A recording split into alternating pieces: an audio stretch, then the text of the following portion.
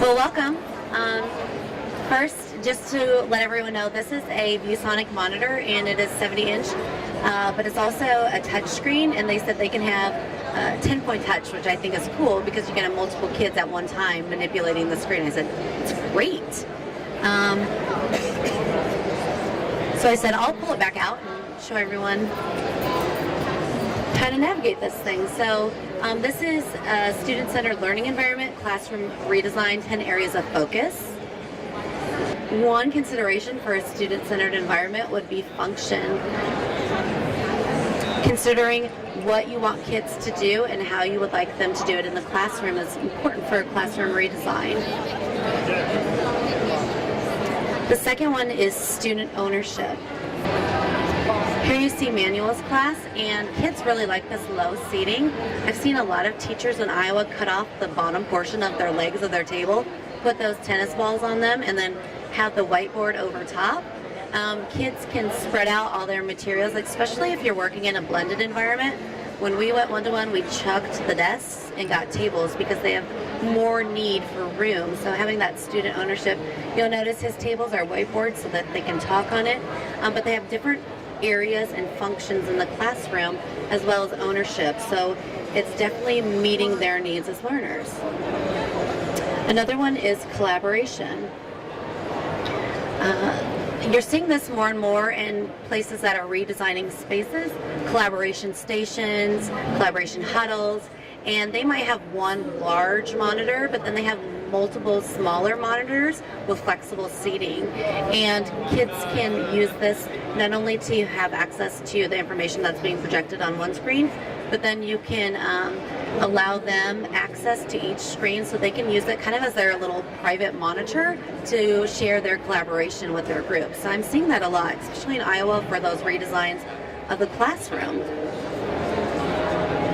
Differentiation is huge. It's kind of a circled back around. You're hearing it more and more, and the aid of technology. Here you can see this is actually where I work, kind of those collaboration stations, but being able to differentiate the needs of each group and the needs of the students. In this case, they're educators. So what you have here is ViewSonic screens. Like I said, they are able to all project the same image or have independent ones. And then this is special paint that is kind of works with the green screen, so you can tape green screen stuff. And those are all white walls. So even in our professional development and learning with educators, we want to share environments that foster that creativity, differentiation, and meeting the needs. The next one for the redesign would be furniture.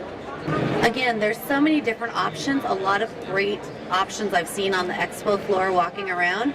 Kids like standing as well as seated. They like all those creature comforts. You guys are sitting on little square boxes that remind me of Manuel's classroom, and then this is just a giant wall that kids can write on. Number 6 is access.